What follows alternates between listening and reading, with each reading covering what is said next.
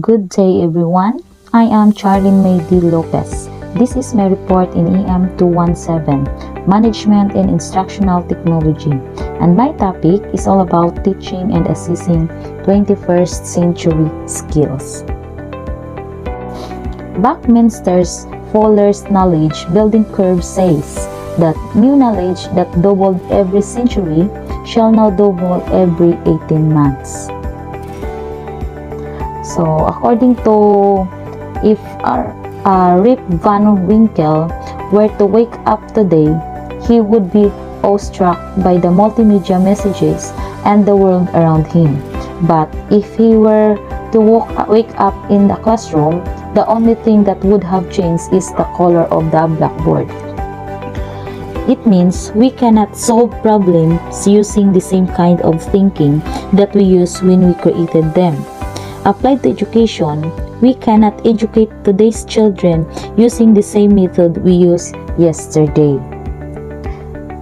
Next is, in education, most of the change has focused on teaching learning. The focus now is shifting to assessment, which is believed to be the driving change in education. So the challenge lies in reformulating curriculum, reformatting standards, developing instructional strategies to deliver them, and designing assessment that measure these skills. Teaching and assessing 21st century skills. So in response to increased focus on 21st century education on the development of student skills, the Center for Assessment Reform and Innovation, or CARI, at the Australian Council for Educational Research, or ACER, has developed an evidence approach for teaching and assessing critical thinking, creative thinking, and collaboration in the classroom. So skill development frameworks. So the skill development frameworks help address issues around the large number of frameworks and definitions for 21st century skills or general capabilities, which often lack a strong evidence base or detail of how they manifest in the classroom. So the skill develop frameworks outline the aspects students engage in when they are applying the skills and provide their evidentiary basis. So the frameworks describes each skill within strands, the overarching conceptual category for framing the skill. So each strand is further delineated as aspects, specific behaviors that provide foci for teaching and for the basis of assessment. So here are the 3 skills of skill development frameworks: the critical thinking, creative thinking, and collaboration. Under the critical thinking are knowledge construction, evaluating reasoning, and decision making. So in creative thinking, the generation of ideas, experimentation, and quality of ideas. For collaboration, we have building shared understanding, collectively contributing, and regulating. Levels of skill development. For each of the selected skills, levels are used to describe how students move from early to more advanced application and understandings. So these levels of skill development are not linked to specific years of schooling and are underpinned by an understanding that students of the same age and in the same year of school can be at very different point in their learning and development. So like the skill development frameworks, the levels are also divided into strands and aspects. This allows educators to identify and monitor student progress within and across each of the aspects over time, and can support teachers to identify gaps in a learning area. Next is assessment. To measure critical thinking, creative thinking, and collaboration in authentic context, so Dr. Scholar and colleagues develop an assessment template that provides a generalizable approach across skills, grades, and learning areas. The template comprises 10 problem-based learning tasks, each taking from 5 minutes to 30 minutes to complete. Each task focuses on measuring one of the 3 skills being assessed. So the assessment template can be adapted for an online or offline classroom-based setting. Students primarily work in groups of 3, although some tasks focusing on critical and creative thinking require individuals to work independently before returning to the group. Ensuring alignment. While the links between curriculum, assessment, and pedagogy tend to be well established in learning areas with a long history, this is less the case with skills.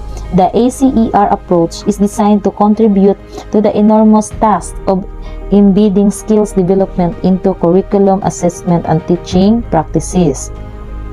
So, in practice, this means educators can focus first on the aspects of skill with a view to covering a wider representation of the skill as their understanding builds. So here is the ACER's alignment model for skills embedment in education systems: the curriculum and resourcing, teaching and learning, and assessment and reporting.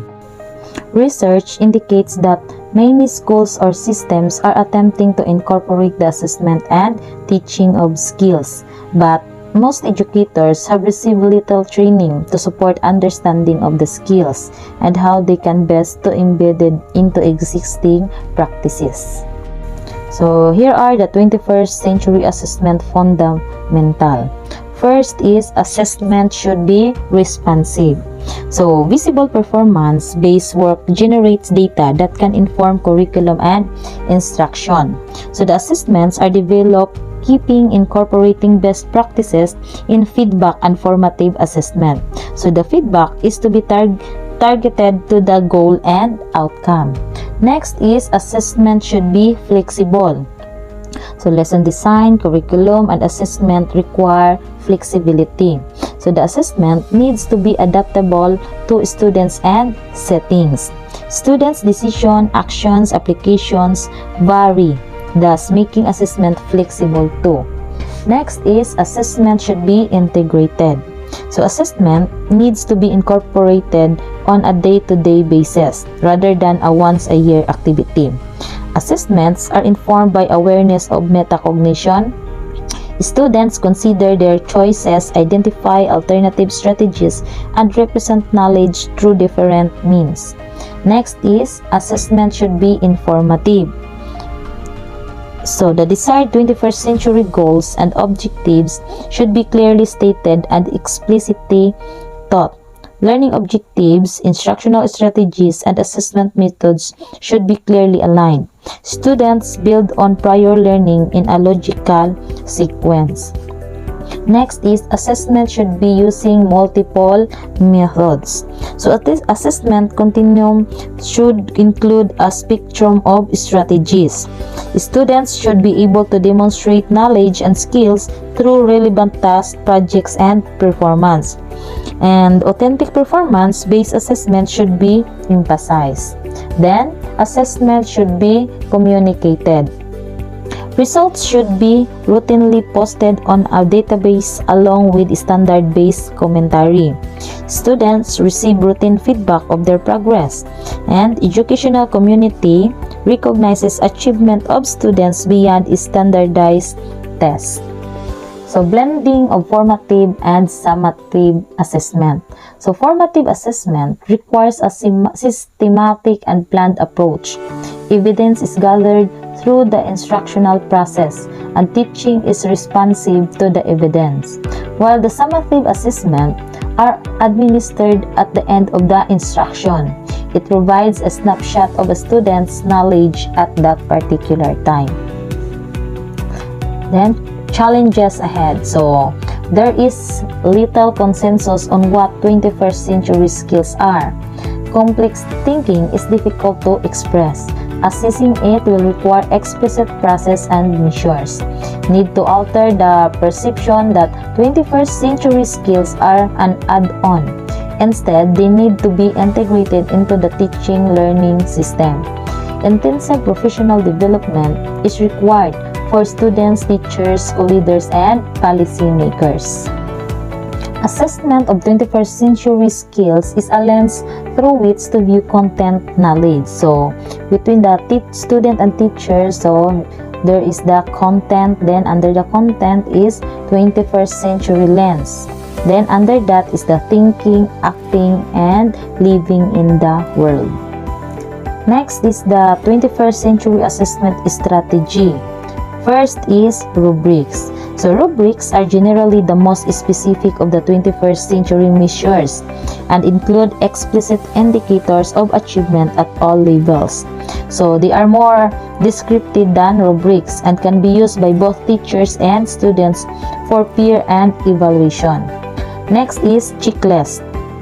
So checklists are more functional and contain a list of essential targets and desired outcomes. They can be used while the students are in the process of learning or on the completion of the activity.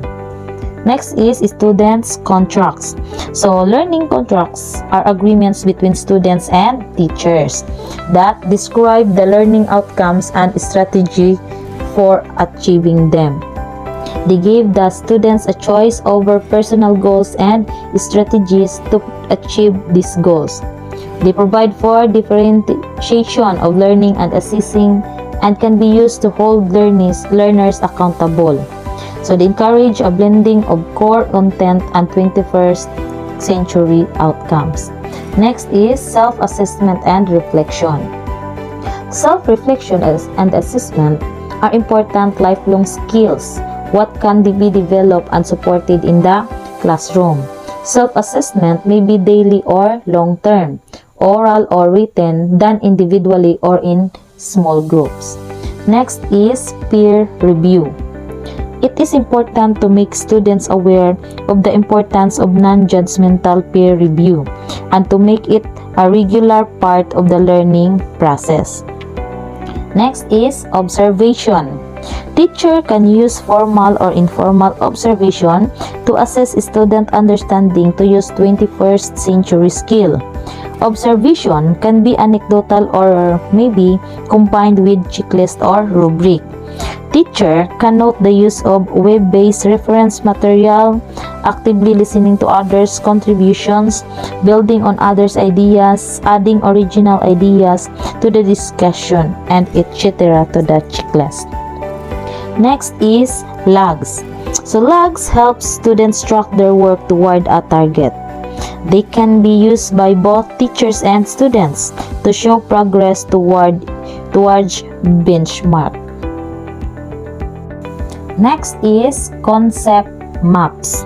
Graphic organizers can be used to assess students' knowledge, understanding, and critical thinking.